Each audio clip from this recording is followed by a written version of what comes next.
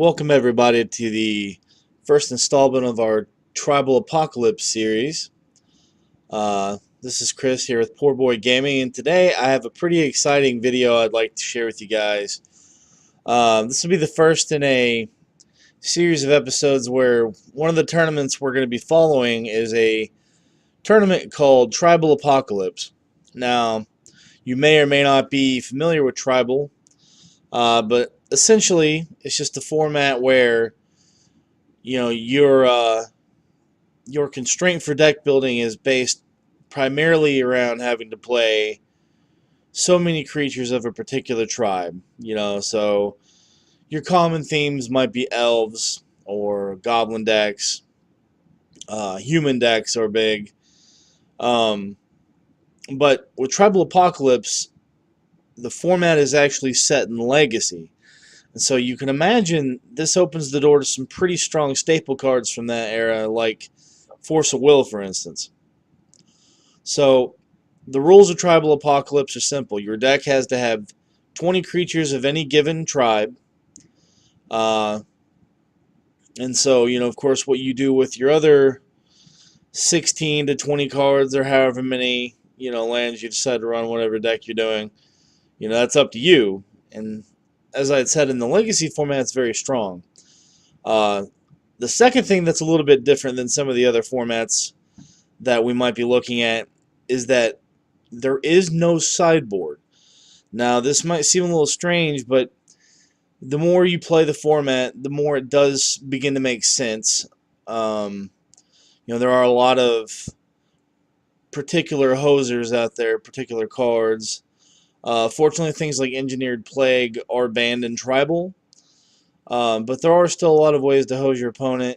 So, the format rules state that there is no sideboard. Now, this doesn't mean that you can't include some cards that might be potential sideboard cards in your main board. It's just you have to be willing to make the sacrifice to try to incorporate those in the main deck. So, with that being said, I'll give over a small deck tech of what I'm going to be bringing to the table today for battle.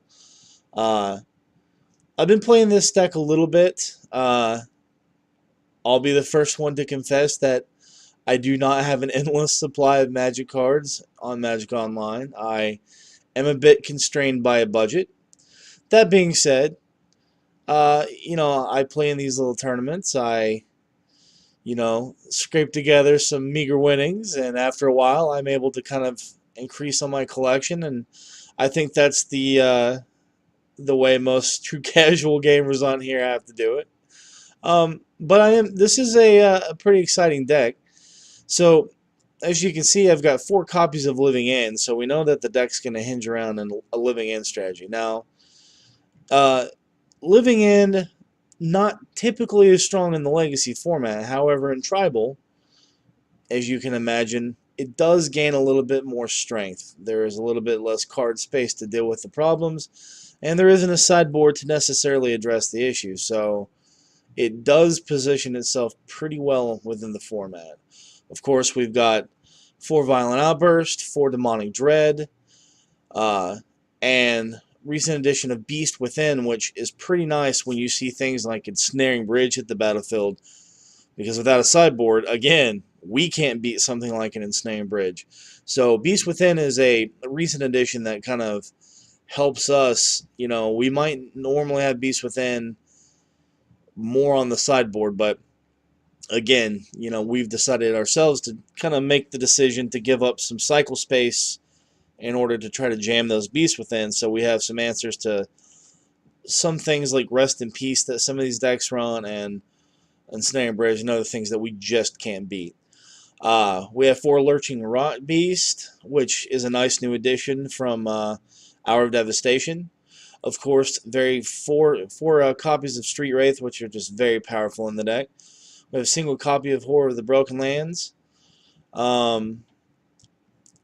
Obviously, you'd like to run more of those, but if you haven't noticed, this is a beast-themed deck, so we have to have at least 20 beasts. So we have, 4 getting from our Lurching Rot Beast here, 4 Desert Ceradon, which was a great addition to the beast living in deck for tribal.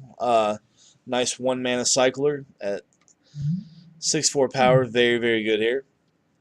We have 4 Valley Ranit. Uh, the mountain cycling and the forest cycling are incredibly relevant here. More so because, being in Legacy, we get to run 4 Badlands, we get to run 4 Taiga, we get to run 4 Overgrown Tomb, and Valley Ranit is actually able to go and fetch us any of those that we need. So that's a pretty powerful mana fixer for us. We followed up with 4 copies of Ridge Ranit, which is just a nice stock 6/4 beast with cycling 2. And finally, a pretty good staple, Krosan Tusker, with cycle 3. Reason you might run Tusker over some of the other slightly cheaper cycling beast, you just get a little bit extra value. He's mana fixing, he gets you those basic lands, to kind of help you thin your deck, but you also get that card draw with the cycling. So it's really nice to have. Not to mention, he is a very nice body to put in the yard. So when you do Living End, he's definitely a potential threat. So, obviously our strategy with this deck, we want to just try to get things in our yard as quickly as possible. We want to cycle. We want to filter our hand as quickly as we can. And then, ideally, we'll be able to either hit one of our 4 copies of Violent Outburst, or one of our 4 copies of Demonic Dread, try to get a Cascade spell that runs us into Living End. I'll be the first one to admit I've come close to winning some of these tribal tournaments. I've even tried to play the Living End deck, a couple versions of this, and I'm still on it. I'm still kind of tweaking it. But there are some insane decks we may run into today. So sometimes you win them, sometimes you lose. But we'll do our best we can today battling, and I'll see you guys in round 1. And welcome everybody to round number 1. It looks like we've won the die roll, which is a good thing for this deck. Never necessarily want to see those Living Ends in your opening hand, but otherwise this hand seems perfectly reasonable to keep. We have some quick cycle interactions.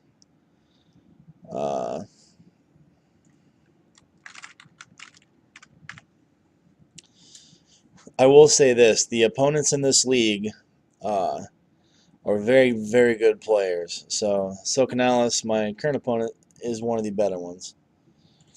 But we'll go ahead and keep this, and we'll see what we can do. I think we'll go ahead and start with our Overgrown Tomb tapped here. We don't want to have to spend any more life than we have to.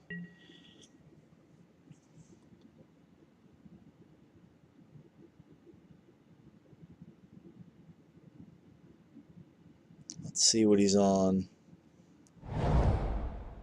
Kevin the Souls. Alright, so yeah, he's been known to play a pretty powerful Eldrazi deck in these tribal things. That's not good. You don't want to draw your second Living End.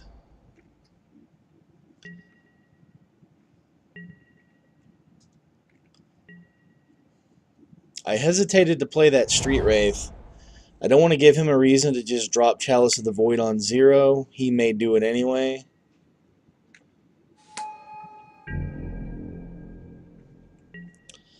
I think at this point, though, we kind of have to try to get something going here. We'll rip off some cycles end of turn. This isn't looking good.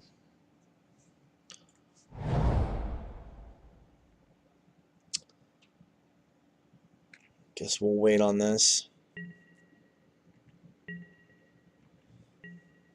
At this point, we've either got to try to hit a Cascade spell, or we've got to try and get a Beast Within in our hand. That way we have a way to interact with this Chalice of the Void if he drops it.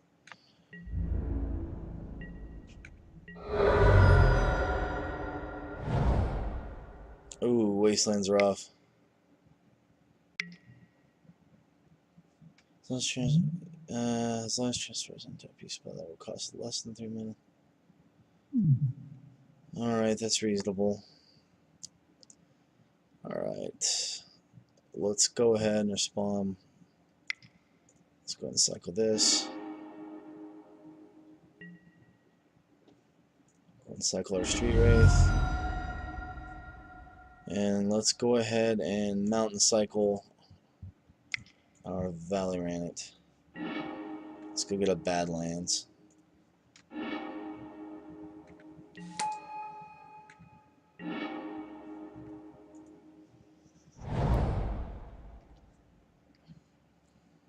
Alright, so this puts us in a rough spot. We didn't draw the Cascade spell we needed early, and now we're going to have to try to get up to 6 mana in order to do that.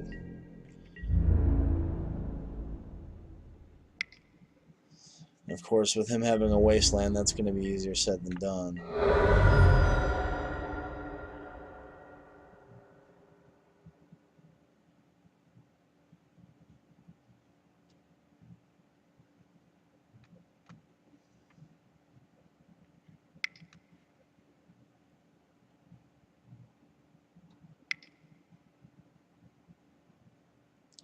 Let's see what we're dealing with here. Chalice of the Void. There it is. Chalice for 0. Yep.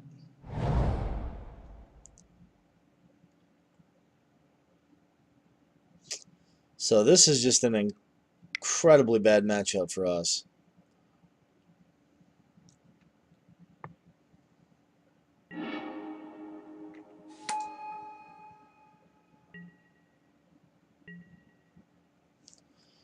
All right. Not much we can do about it other than just try to battle through it, right? Looks like we have very little time left to do that, though. We'll pick up another Taiga here. We don't want to take any damage from Overgrown Tombs. We'll go ahead and cycle off. And so this is going about as poorly as you could hope. 3 of our 4 living ends in our opening hand, or in our hand, and a Trinisphere and Chalice of the Void to battle through. So,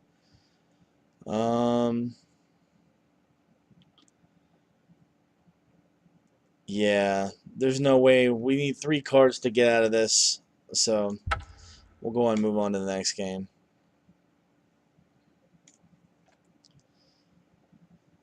Alright. That's tough. That was a pretty good hand. We just couldn't find a Cascade spell there early. Hopefully we can get a little more lucky this time. Although I would fully expect our opponent to drop that Chalice on turn 1 for 0, now that they know that we are on Living End. This hand seems pretty reasonable. Again, sucks to see the Living End.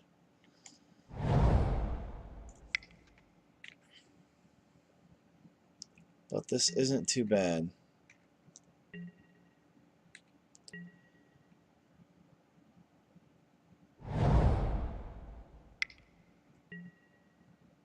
Alright. Well, that is certainly an interesting card to have in the main board.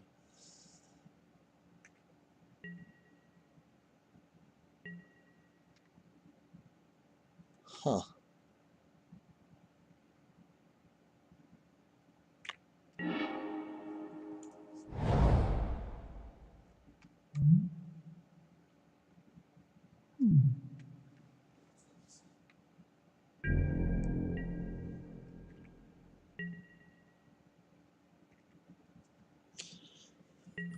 You know,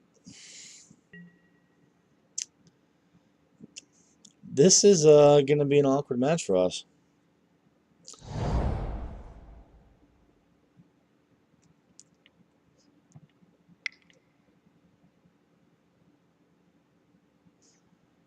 I'd actually played this exact opponent last week in Tribal in the tournament, and we had the exact same matchup, except I did win that match. So it looks like he's come back with some new hardware to combat the Living End deck this week. I don't think we have much of a choice here. We need more cards, and so we're just going to have to fall to the relic. Let him start picking our cards off and hope we can do something about it.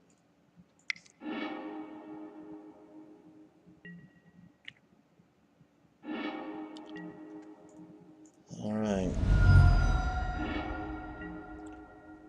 If we get a land draw here, and we did not. Alright, let's go get one. Let's get a Taiga. So a land drop there would have been pretty nice for us. We could have went ahead and pressured, got rid of his Endless One, put a few creatures in. As it stands, that won't be as good. He's going to have his chance to take one of our guys down.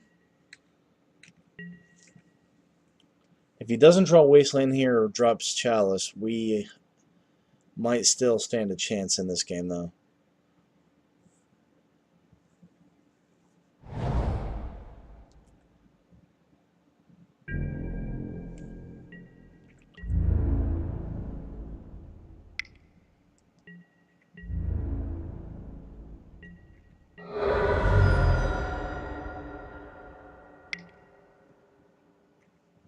Yep.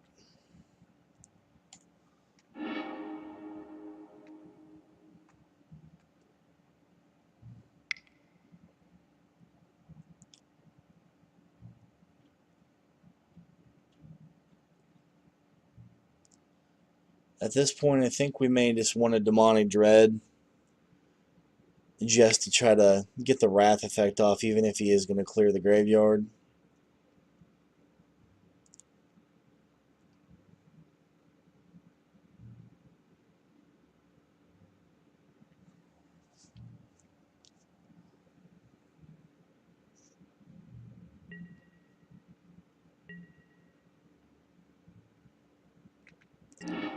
So he's just going to wait for us to do our thing. So rather than give him more fuel for that relic to burn, I think we're going to go ahead and just force him to try to sack the relic here. So, black.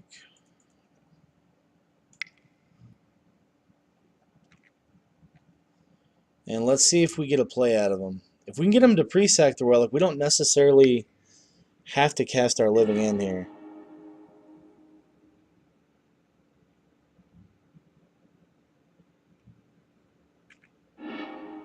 Okay.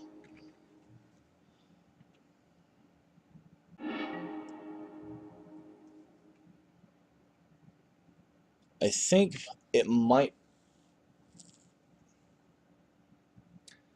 Well, that's a tough decision. No, I think we do cast it. We have the ability to reach in to get some more. Normally, you don't necessarily want to let them have creatures in the graveyard, but Endless One's going to come back as a 0 power, 0 defense creature and die, so I think getting the threat off the board and making him commit some new resources to the board is a good thing for us.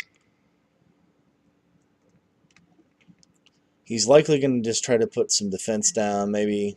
Oh no, we got a Reality Smasher.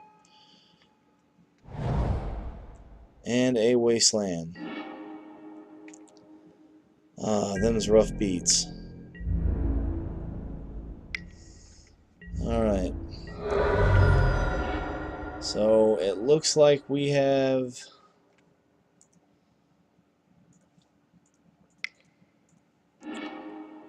Alright.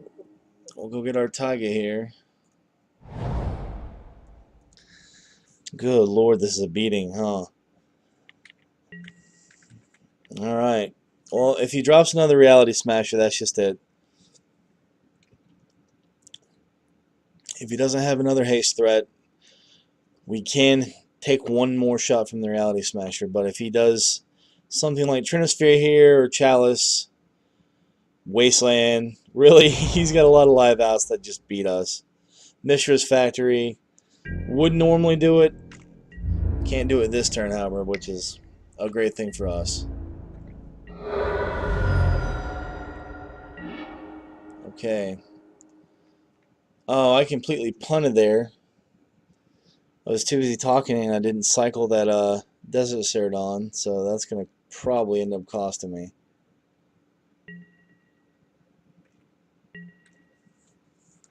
Good Lord. That was a punt and a half.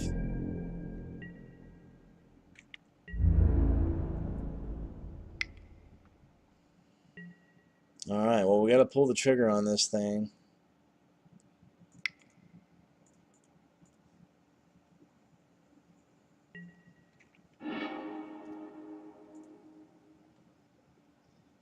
Alright. It's 2 living ends down.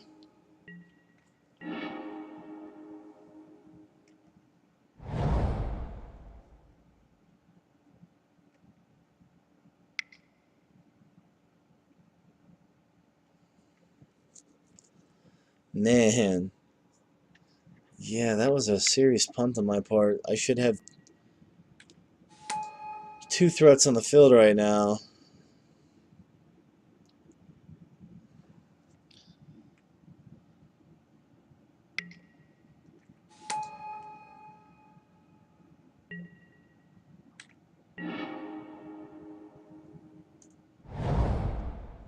Alright. What can we do? What can we do here? We've got one more Cascade trigger left that we can go get. How does that change things for us?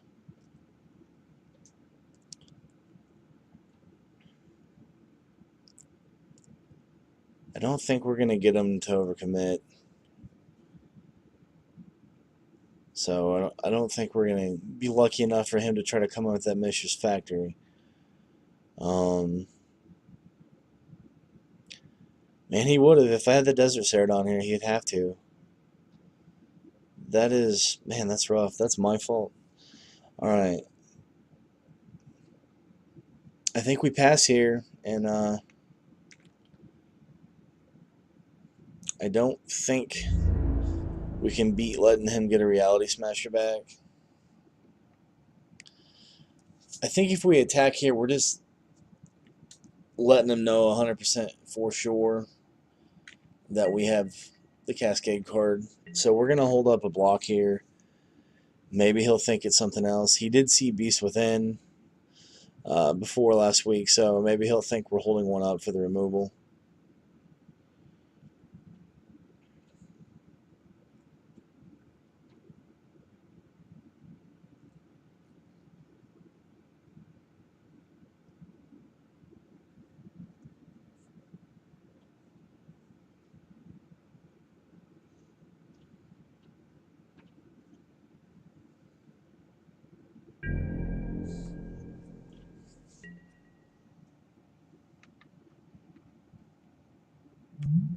Let's see.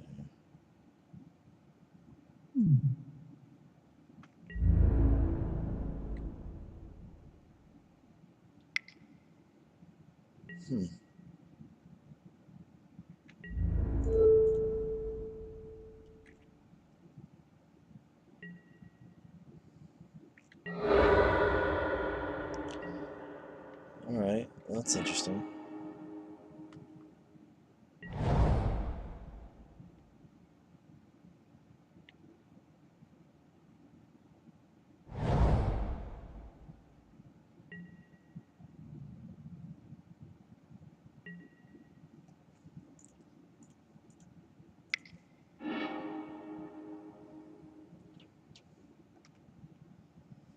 That Beast Within's pretty nice here.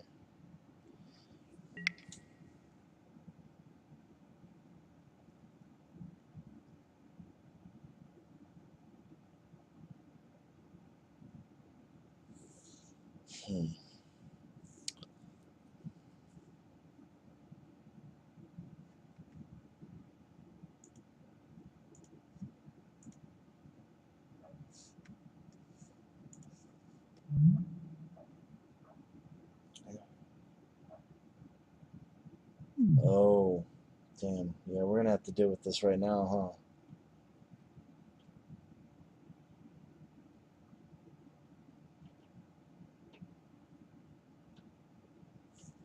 That's a tough spot.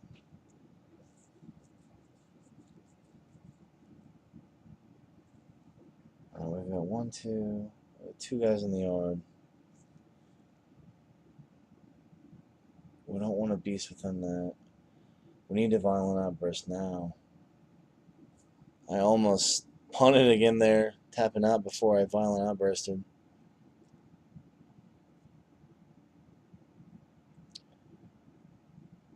Yeah, okay. Alright. Well, violent outburst. We'll try to get our last...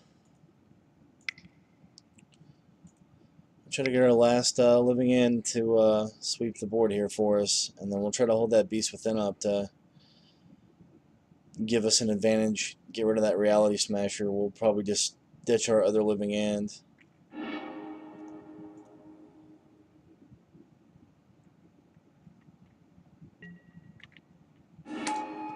Even then, I don't think it's enough. Not with double Mixture Factory and us going to 1 life here. But we'll go down swinging, right?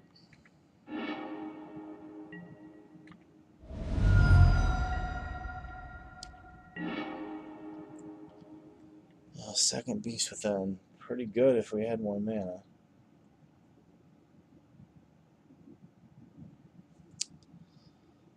Alright. Best we can do is...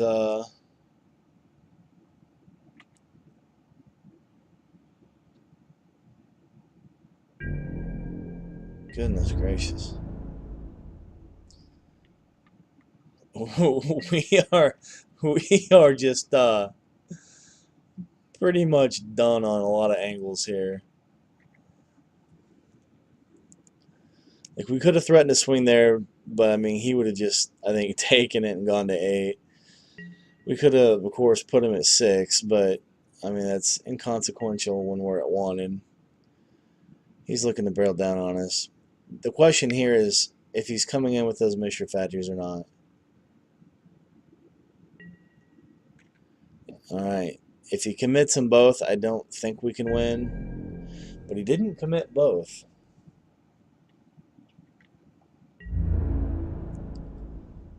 This is interesting.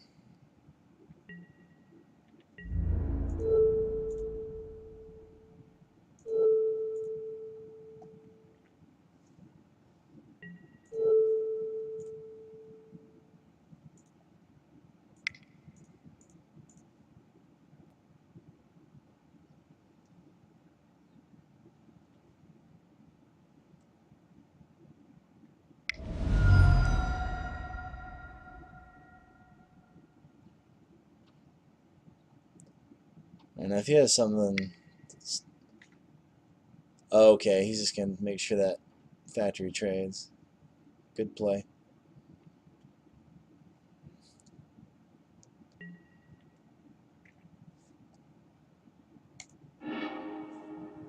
Guys, I think we're alive for another turn somehow. I can't promise we're going to be alive the turn after this, but we're still digging.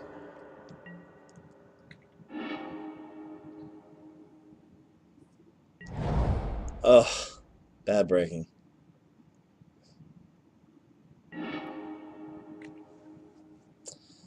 Yeah, I cannot run the value train forever. Those wastelands are adding up.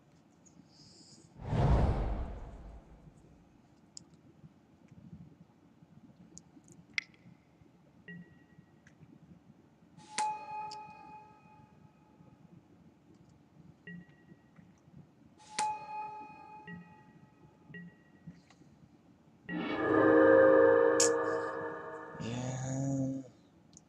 Struggling to think of any way we get to pull out of this one.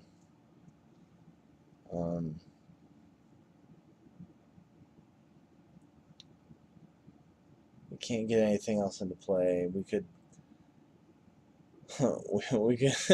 we could be as bold as killing one of our own lands to get a 3/3 token, but even that's not enough. He's got another factory. 4 potential attackers. We're at 1. Looks like, yep, today just wasn't our day. Alright. Good games, opponent.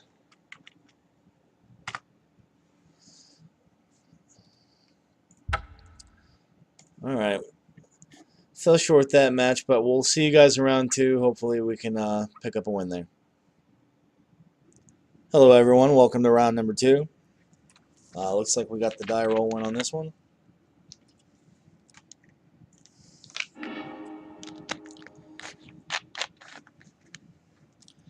This hand, it's a bit rough. We would get there if we could get the lands, but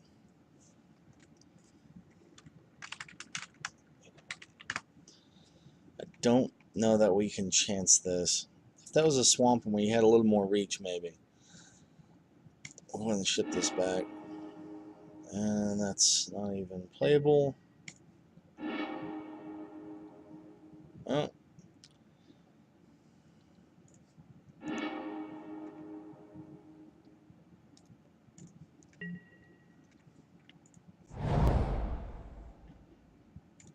Looks like we might have been just as well off keeping that open at hand, but that's the way it goes when you mulligan.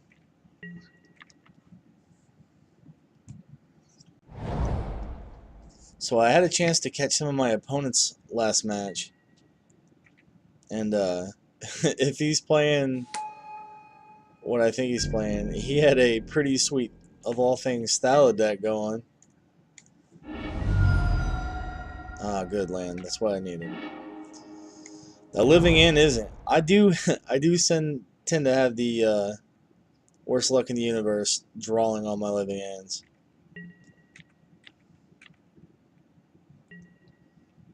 I've had to play a lot of these matches where I've had to just go to the play fat guy strategy because I had drawn on my living ends. I think into turn here we're going to go try to grab a Taiga.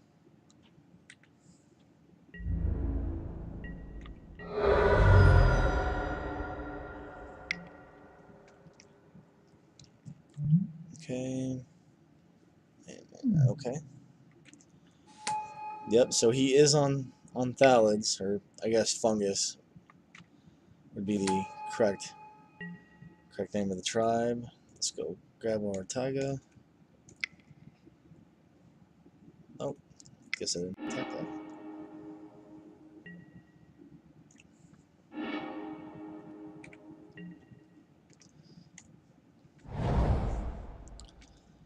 Well, we could go for an early living in here. We do have the Demonic Dread, but given the board state, I don't feel like we're under just a ton of pressure right now. I think it might be advantageous for us to give it just a little bit more time to see if we can develop our graveyard some. That, of course, could change quickly, or, you know, in the next 2 turns we'll draw all of our living ends. If I draw that third one, I might pull the trigger, though. No joke. Just get the free cast once.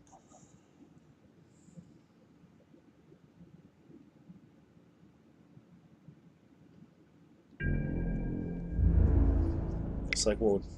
Oh, no, he didn't come in with the Arbor.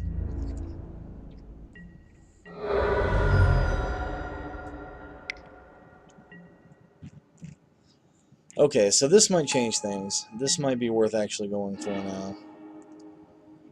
Well, we have that Beast Within.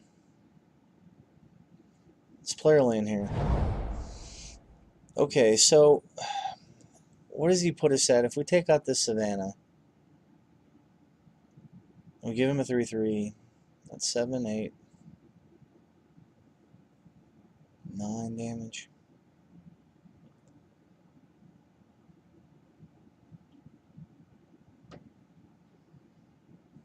Put us at 7.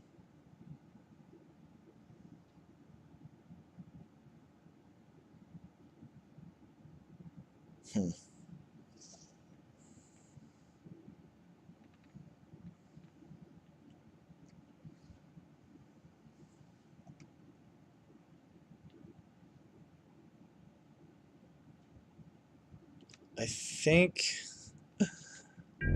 we're gonna try to risk it and go one more turn without pulling the trigger on it. This, mind you, could be completely wrong, but he can't respond by just making the tokens, which we like here.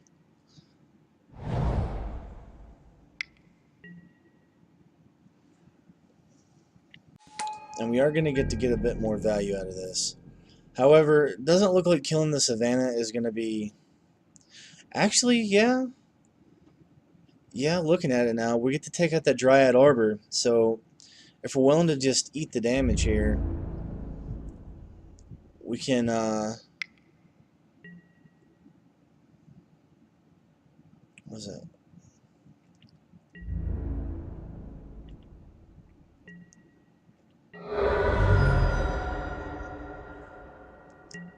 Yeah, I think we're gonna go end of turn.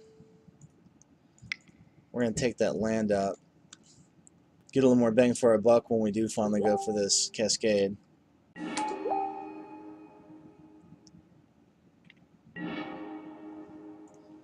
Taiga.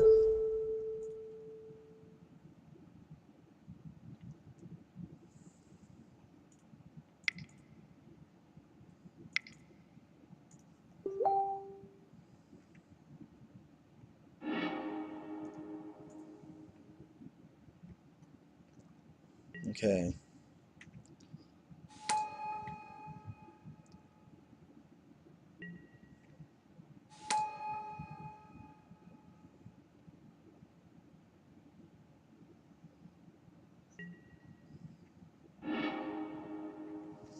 Okay, so always the very smart vet getting as much value out of this as he can.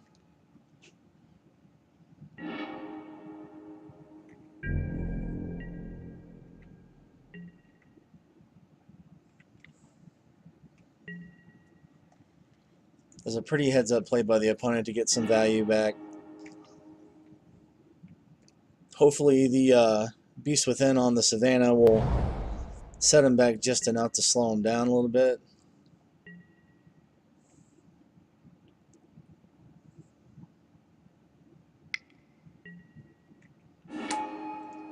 Oof, Rishkar.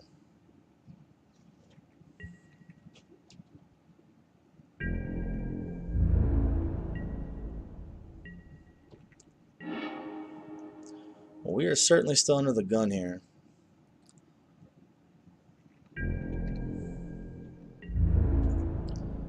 I think I like getting in with the Swamp Walk. I actually think I'm just going to cast the Lurching Rot Beast here. Let's see, he has 1, 2. Him having 3 creatures in the yard and us with none.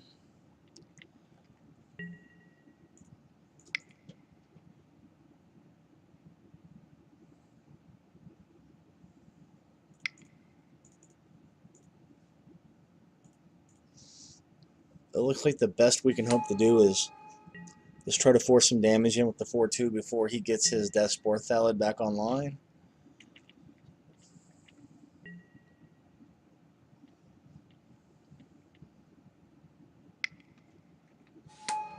And we are in trouble.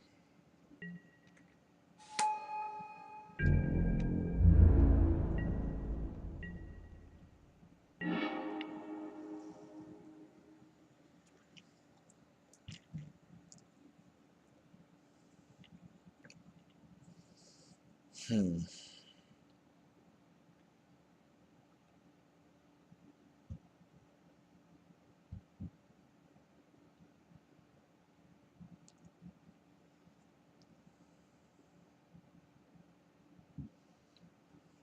have to think about this a moment. 5. So he gets to crack. He has to crack back for at least 8.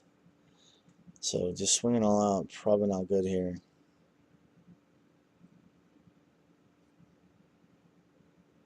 He's going to go up. He's going to go up 2 of the. Yeah, he's going to get 2 Spore counters during his upkeep. So he's going to have enough to just kill the Lurching Rot Beast before swing. So I'm not even going to have him to block. But I don't have great attacks through that Thallid Shell Dweller, so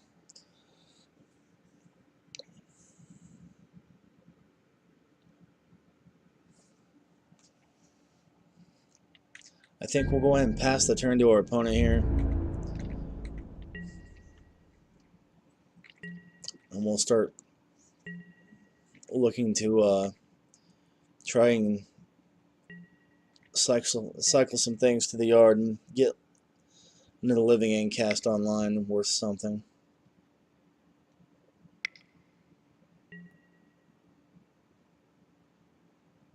Ooh, Contagion Engine. That's brutal.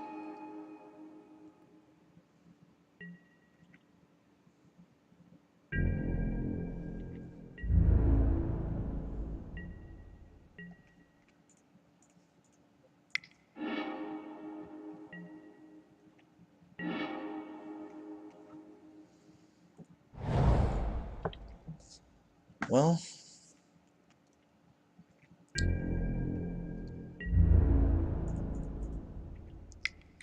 we'll go all in here.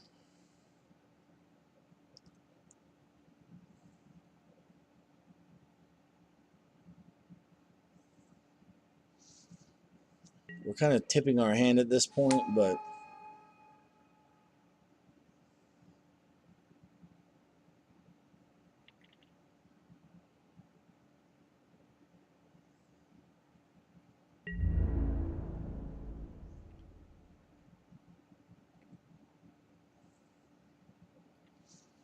okay, so this is best possible outcome for us. What we didn't want to happen was him put that Wanding Constrictor in the way, because we don't want him getting that back. I'm trying to see if there is a reason where... No, we'll go ahead and resolve our damage.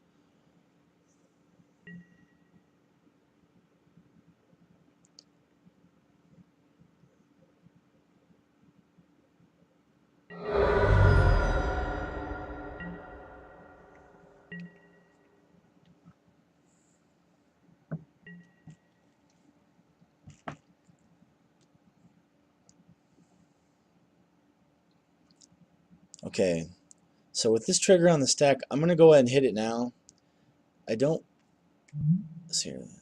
believe he has the ability to get the Death Spore back at this point.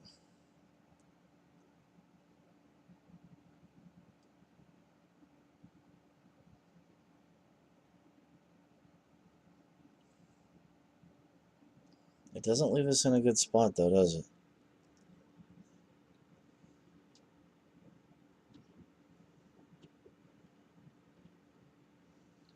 We'll come back with a 6-4, then the dry on that.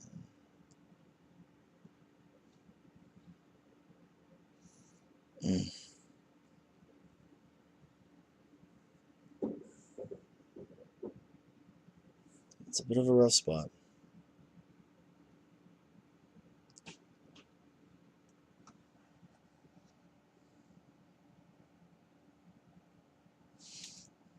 Yeah, I think we Violent Outburst because we're already going to be behind off the trigger, but if we let him untap and get the tokens, then he's going to be able to put his Death Spore back in the yard and maybe even the Thallid. So let's go ahead and let's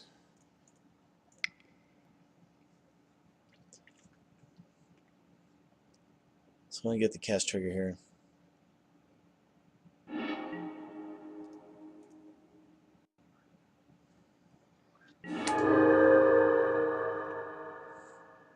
Mind you, this isn't a fantastic spot for us to be in. He gets the token now, but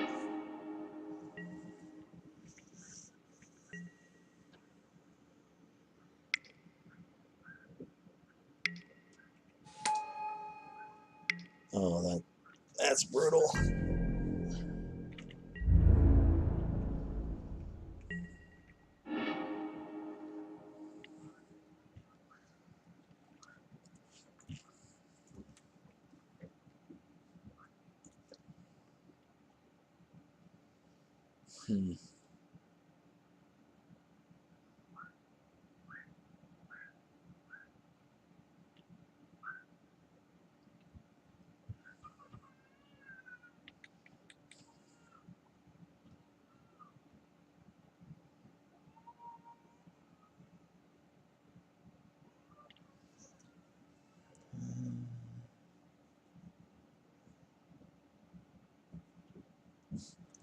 Man, you wouldn't think the Living End deck would struggle with most creature-based decks, but man, his Thallid deck is very well put together.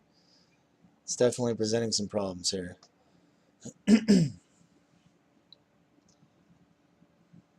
We can we can hard cast that Lurching Rot Beast, but he just has so many ways to just take it off the battlefield.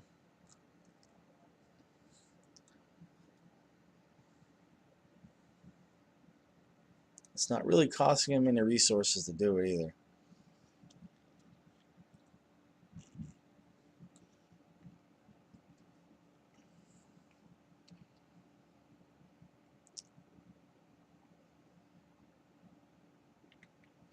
I think we'll pass turn. We'll probably look to cycle it. See if we can't get into something with a bit more staying power.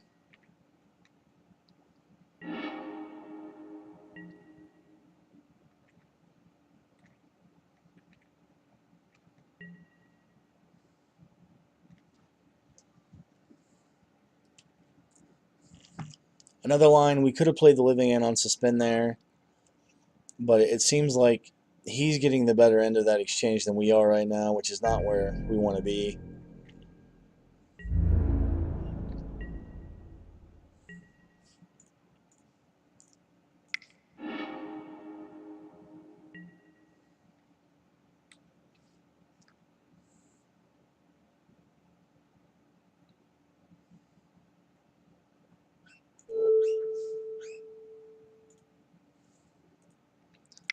Alright, we are going to get to take out the Contagion Engine here.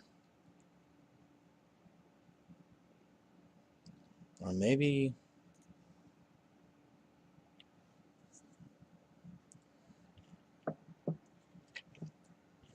Actually, giving our board state, it might even be better to take out that Spore Sower Thallid.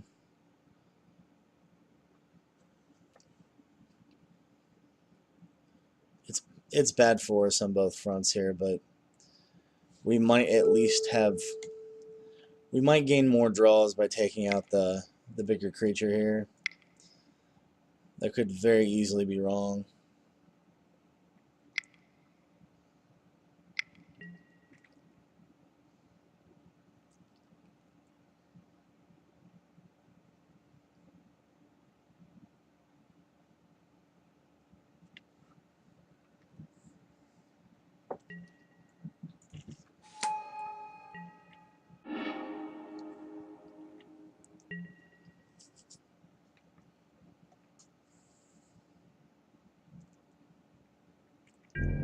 Alright, we will pass it back.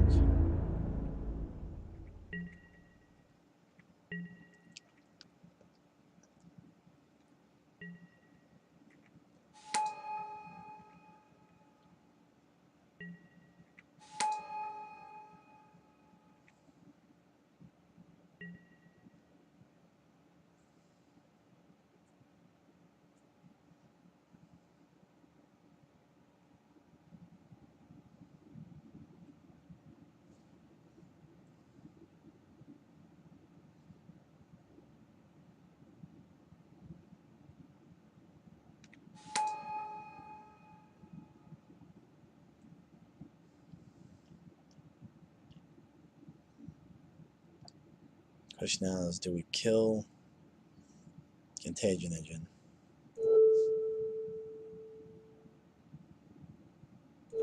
I think we do at this point. We're probably too far behind to catch up now, but at least now we can fight what's in front of us.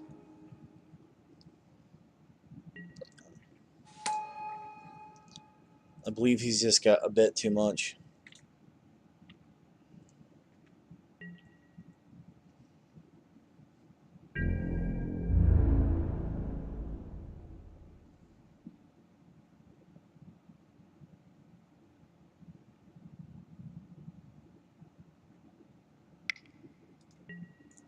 And he's got us game one. Alright. We stumbled a little there in that first game. Hopefully we'll have a bit smoother opening hand. We'll have to mulligan down to 5.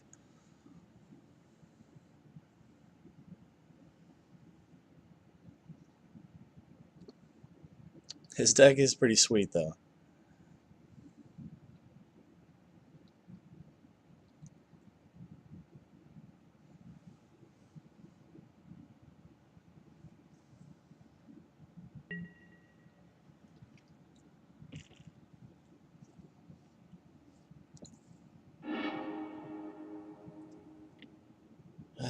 That's a rough hand. Well, we don't have any Cascade in hand either, so I think we're going to go ahead and toss this.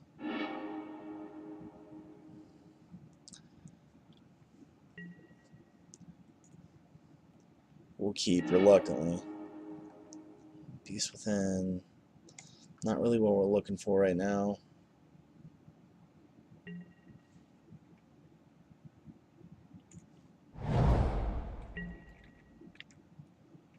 This is definitely not the kind of hand we were hoping to have early in the game.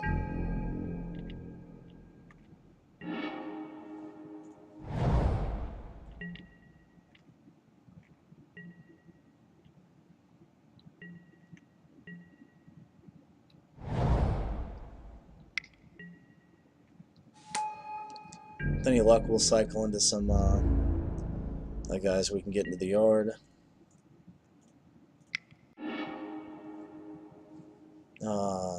Punt.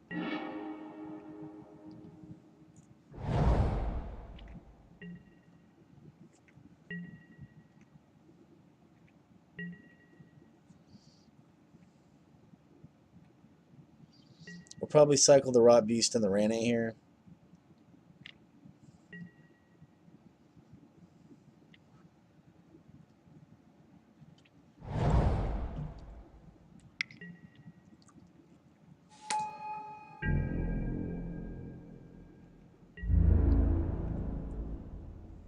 Actually, no.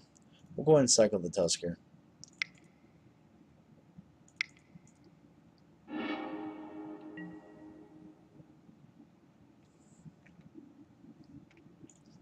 Grab a Forest.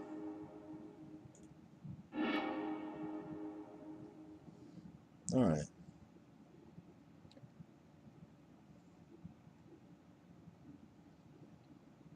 So, I think best possible draw for us would be a Violent Outburst. And there we go.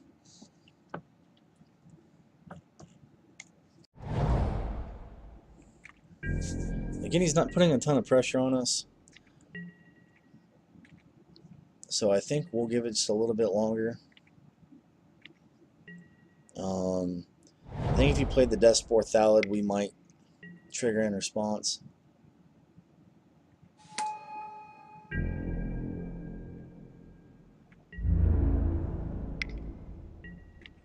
Yeah, we'll take that. Okay, end of turn.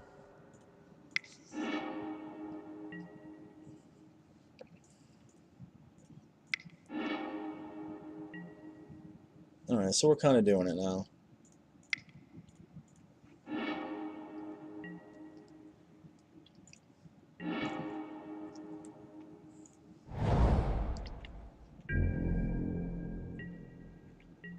Alright, so we're going to go ahead and give this one more pass. End of turn, we'll cycle our Celadon out. And then we'll go ahead and hit the Violent Outburst. And hopefully have enough to swing for lethal.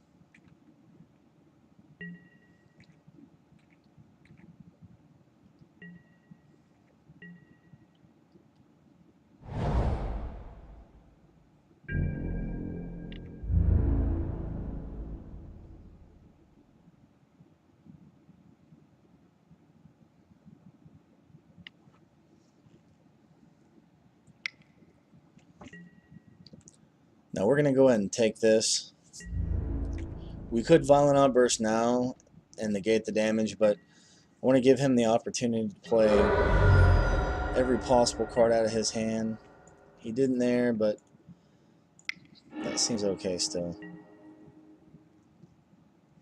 And now we're going to Violent Outburst.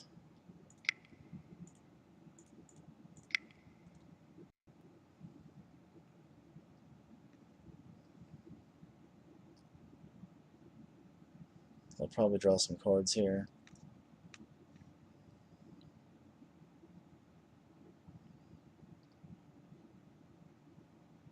Yep, okay. Alright, so on to game 3.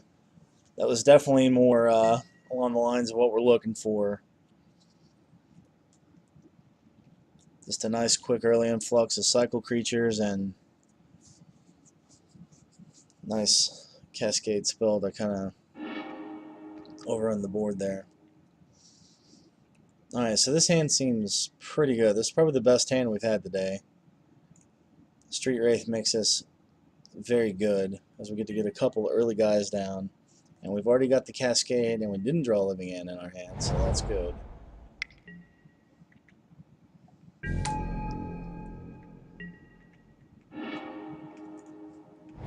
Badlands down.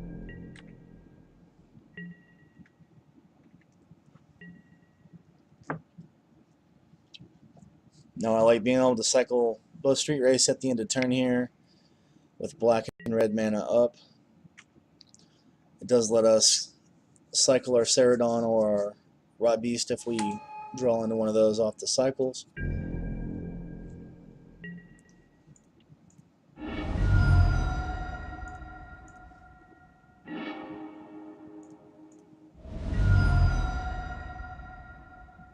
And we did not. Cemetery.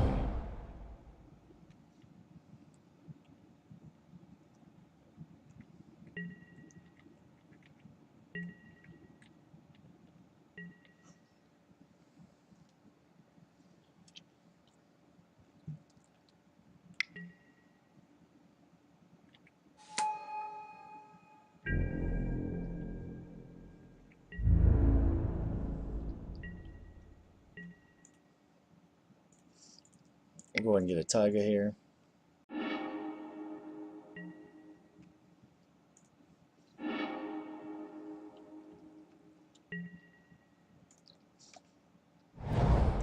Alright, so given our position, he has no triggers with the Thallid. I think it's safe to go ahead and just Demonic Dread here.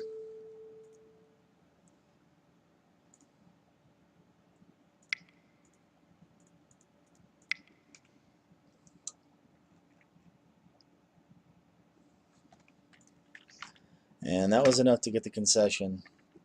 But a good game by our opponent. His deck is very sweet. And we'll see you in round number 3. Alright, welcome to round number 3. We are going to be on the play here.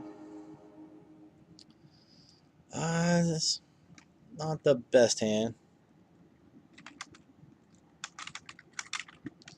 I'm up against AJ Impey. He is one of the longtime players in this format. Very tough competitor. I think we'll go ahead and keep this hand. Hope to draw into something a little better.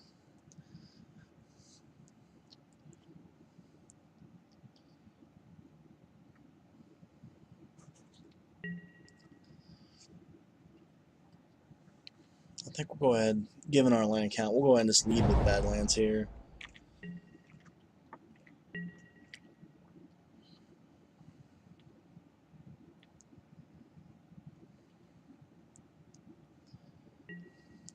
One of the interesting things on these Trial Tournament, you can actually, in between your matches, you get a chance to watch some of the other matches going on, kind of like, you know, playing at your local F&M, stuff like that. So you get to see a little bit of what some of the other players are playing. I believe AJ's on a pretty sweet Golem deck.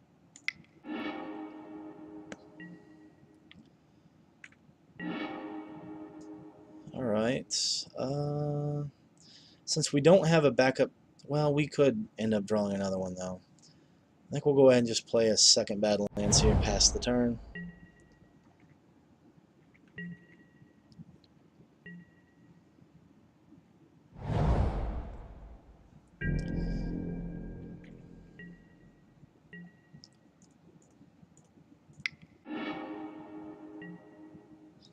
And that made me seem pretty wise, drawing with Ceradon. Kind of a lucky draw there. And we'll keep the train rolling with a Street Wraith. Alright. Pretty good, pretty good. I think we're going to go ahead and get our force down this turn. Gives us access to cycle our Tusker end of AJ's turn here.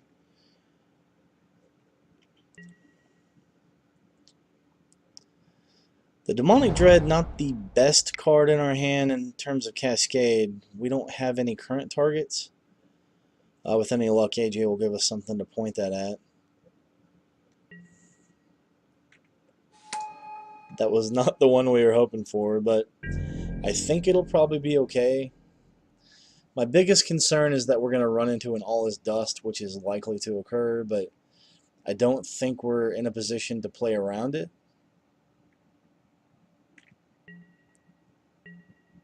So I think we'll just cycle our Tusker off here.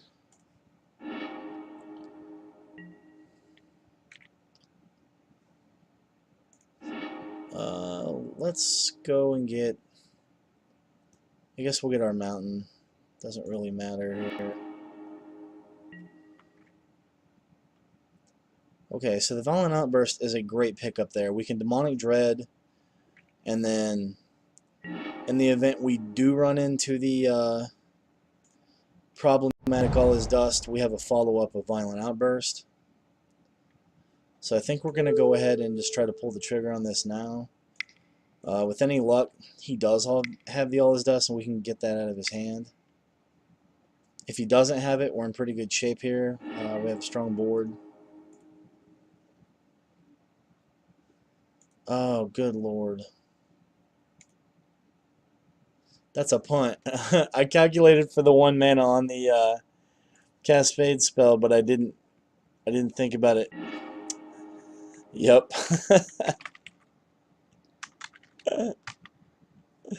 Oh, punt.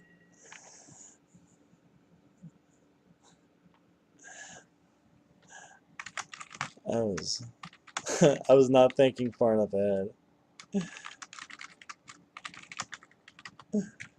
Oh no, that's a disaster.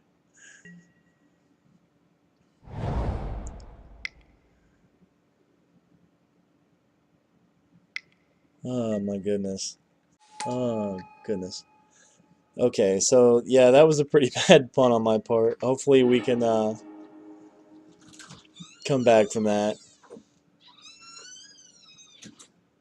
Luckily we do have the Violent Outburst, but now we need to try to find at least one more Cascade spell. And AJ's just making it worse by playing a second one of these.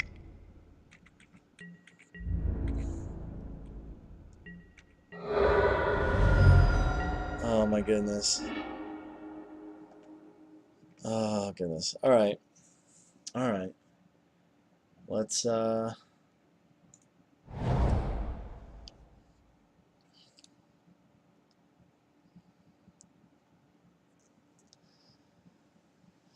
yeah, I don't think we have a way out of this.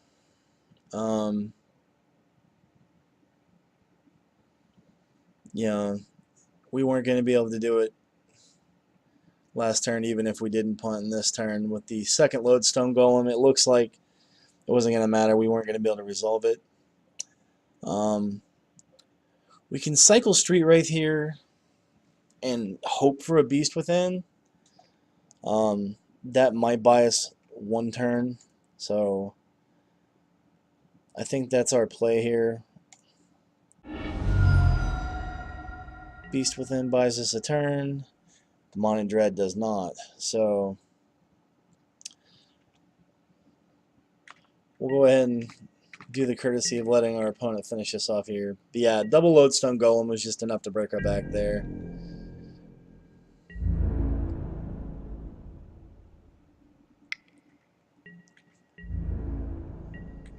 Alright, let's go to game number 2. Yeah, we weren't close to it. Okay, so there was a punt on my part, but it turns out it wasn't going to matter. The second Lodestone was going to keep us off of it no matter what we did. So, but in future reference, be nice to remember I have to apply that extra cost to the Cascade spell also. Okay, so this time around we do have the Beast Within, which is good. We have Cascade spell in our hand, which is also good. I think this is probably a key for us. We could have better hands, but This seems playable enough.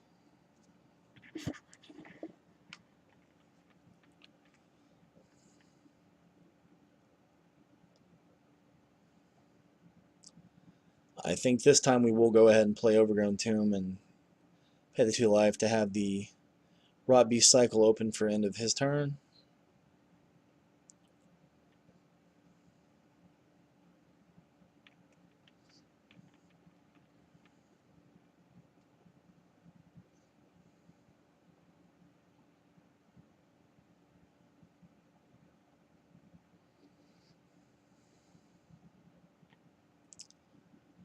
Yeah, I seem to run into these more and more. I think I've played a version of the Living End deck, I think the last few weeks, last 3 or 4 of these tournaments, and every week I play it, I start seeing more decks find main board ways that really deal with Living End. Not necessarily through graveyard hate, because that isn't even all that effective, but more against the actual casting of the spells, ways to stifle my ability to cast it, to cascade into it.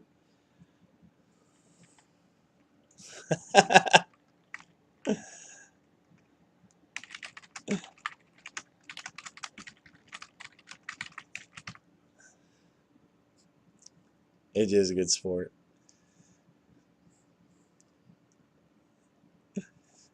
I could probably sideboard against AJ Odds, probably still lose.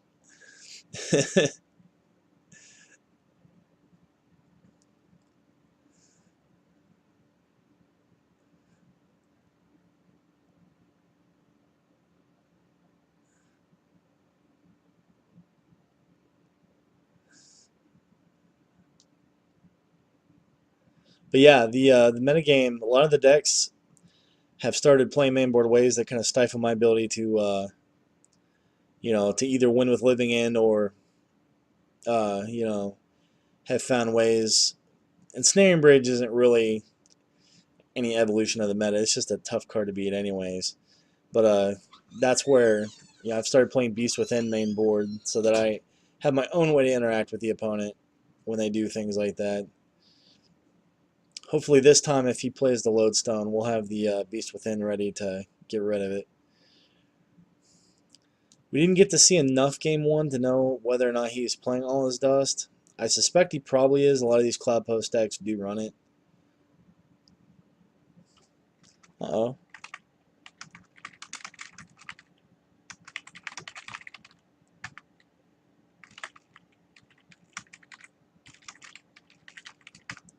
Opponent might be bugged here.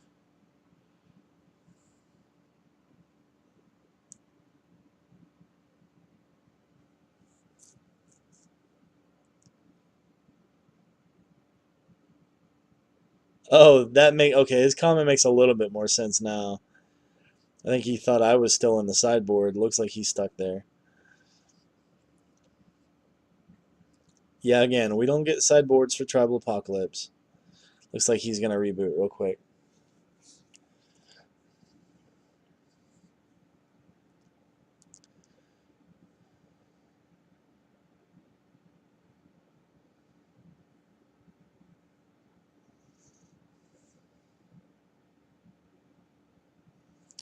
So, some of the cards I did see in a previous match that I know I need to look out for.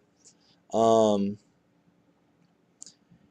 he is running Blightsteel Colossus, which is something I need to be very weary of, and he's running Ulamog the Infinite. The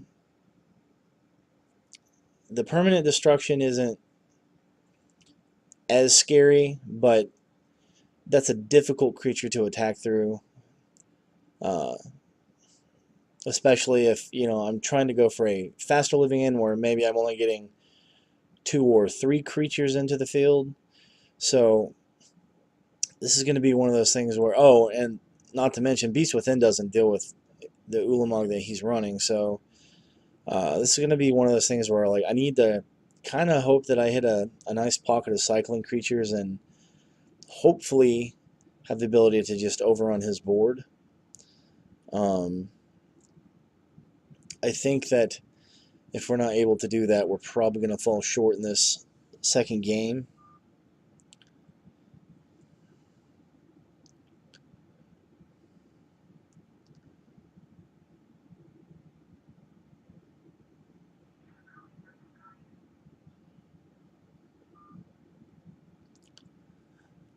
Alright, looks like our opponent's back.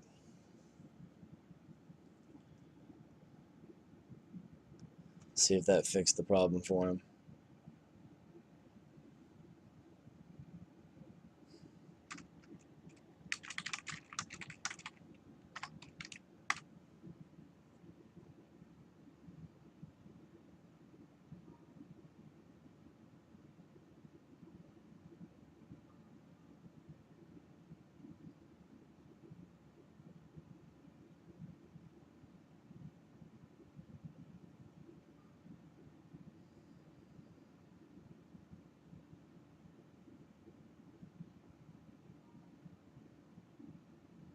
Okay, looks like our opponent's in the game now.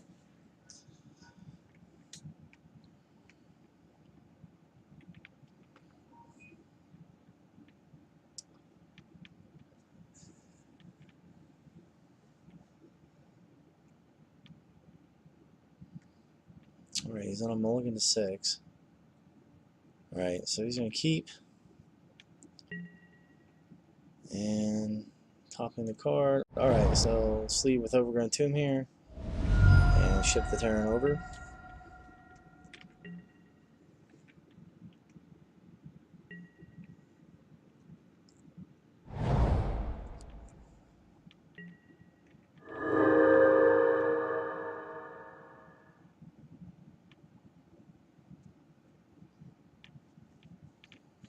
Leading with Glimmer Post is probably good for us. It just indicates he doesn't have a Cloud Post in his hand yet.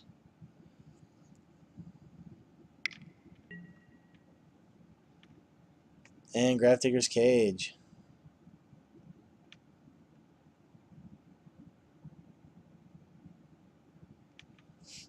Okay, so that's fine. We're going to go about our business. He didn't get a chance to see Beast Within from us game 1, so he's not aware that we actually do have a way to deal with it. Fortunately for us, a little more value with Valiant Outburst. We'll go ahead and ship the turn. Pass to him, and we'll go get a Taiga out of our library. I don't believe that stops us, does it? Yeah, okay. So yeah, we can go get a Taiga.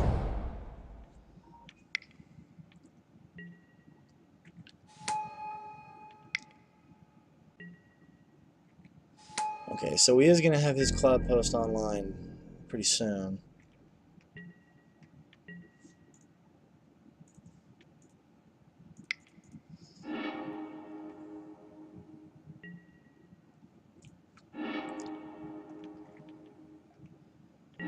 Alright.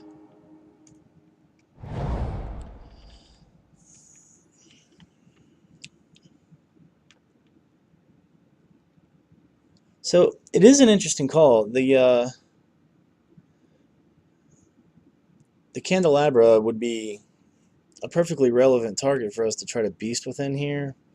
But that doesn't solve the problem with the Grafdigger's Cage. I think we have to try to address that first. Especially since we do have Valiant Outburst and we can put stuff into play quickly. I think our best bet is to go ahead and just ship the turn here.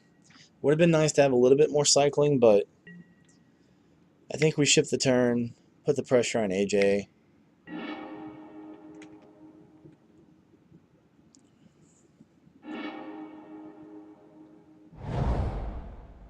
So against the Cloud Post. Alright, we're going to go ahead and Beast Within that Grafdigger's Cage.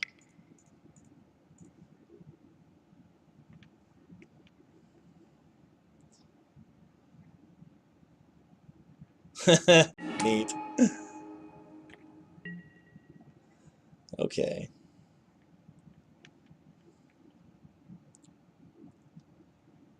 At this point, I think I like hitting his Candelabra here.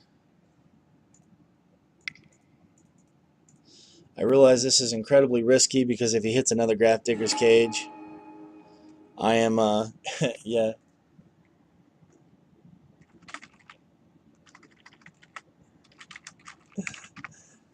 If he hits another Grafdigger's Cage, then that is very bad. You know, because I did give up my only way to do it. However, I don't want him to have the ability to easily produce his mana to get to an All His Dust or a bigger creature, so I'm going to at least try to make him play the lands to do it.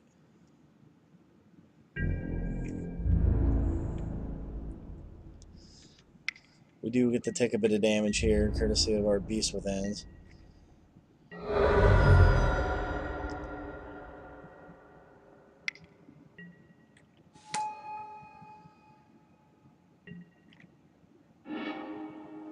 Alright, so a good cycle and Street Wraith does give us just a little bit more value, and then we're going to go ahead and get some creatures into play here.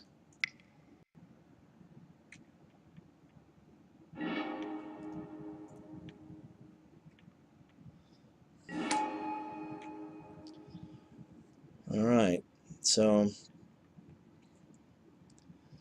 we're likely dead to just any big play here. But I do think we've taken the correct line.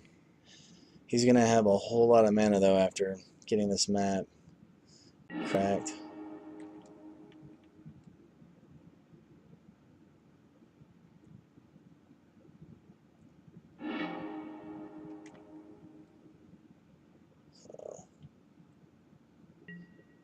So he's going to have access to 10 mana here, which is going to give him access to pretty much every spell in his library.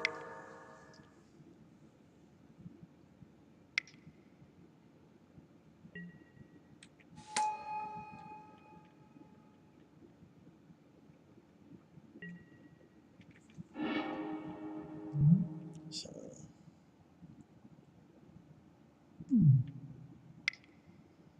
oh, Platinum Empyrean. Ugh. That's a tough one.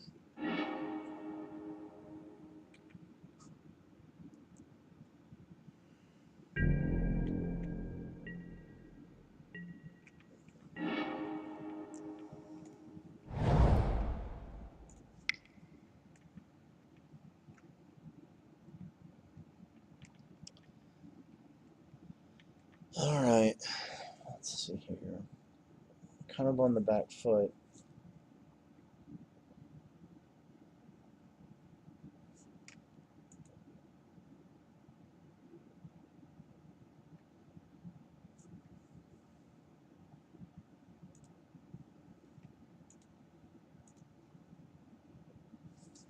So we have access to one more living end in our deck. But we didn't hit that critical mass of cycling creatures that we were hoping to get.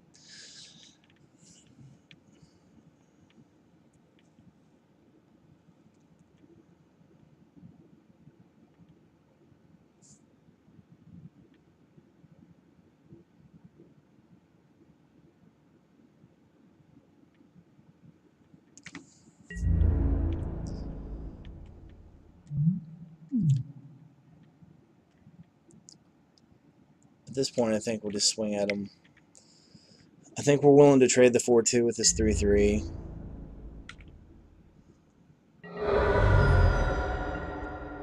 It's going to be unlikely that we get him in range where Violent Outburst can just kind of get him with the actual pump side, but at this point, he has so much mana at his disposal, I don't think we're going to have many outs here.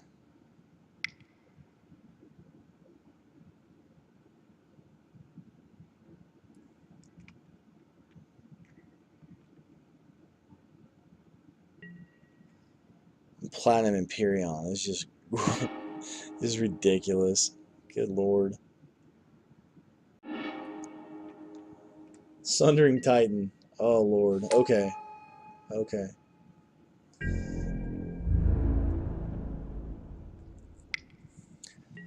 So at this point, we need to hope for like a 1 mana cycle spell. Any cycle spell would have been nice there. So he's going to be looking to come in, Sundering Titan us. We're just going to have to, I think, Violent Outburst in response. Once it's in play and the trigger's on the stack, try to sweep his board away, and then both players are left with nothing, which is obviously going to favor our opponent here.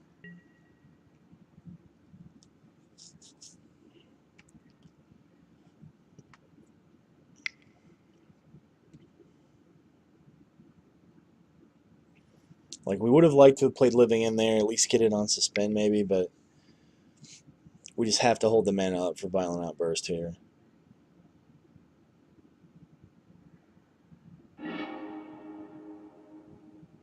Oh.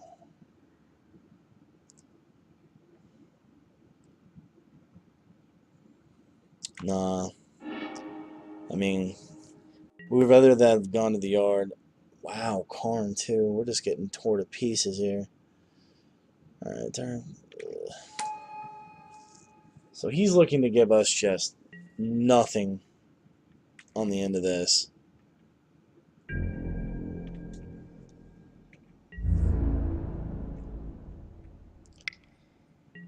So now, unfortunately, we're forced to Violent Outburst out of necessity.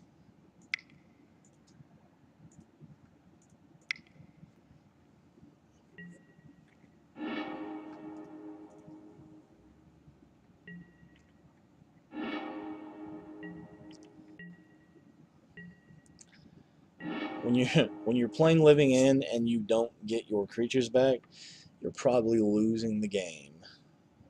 In our case, that is very much what's going on. And at this point, he's got some problematic creatures in the graveyard, so it looks like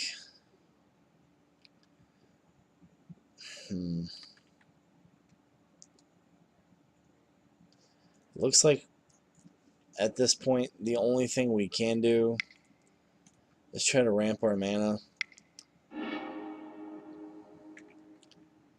and see if we can get in a position to hard cast our creatures here.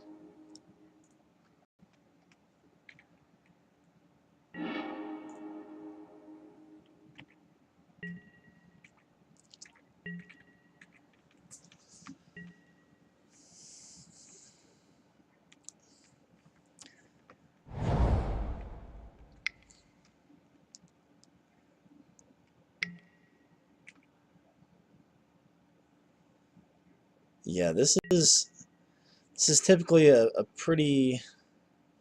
Yeah, you can have Living In. This is typically a pretty rough matchup for us. Most of these Cloudpost decks are just so resilient to what we're trying to do. They don't typically care when you sweep the board. They're able to usually put threats back out into play, and this Sundering Titans is going to break our back. We knew it was there.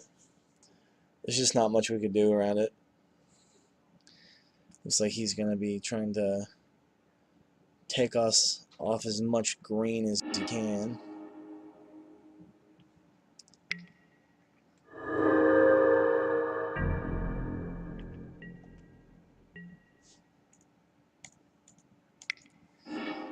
Cycle, see what we get. Well, we get the Lurching Rot Beast. We can get it into play, but it's not going to matter. I mean, we're going to play it out. We don't like to quit. But yeah, we were thoroughly dismantled here.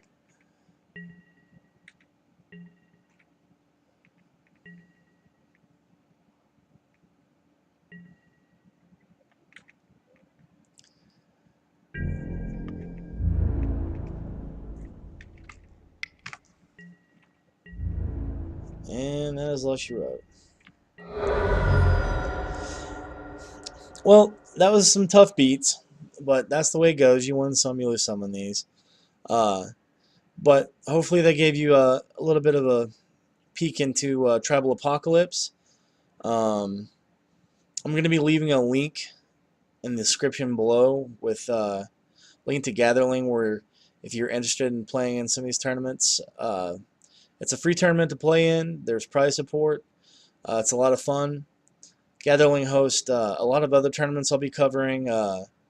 They do Heirloom, Tribal like you've just seen.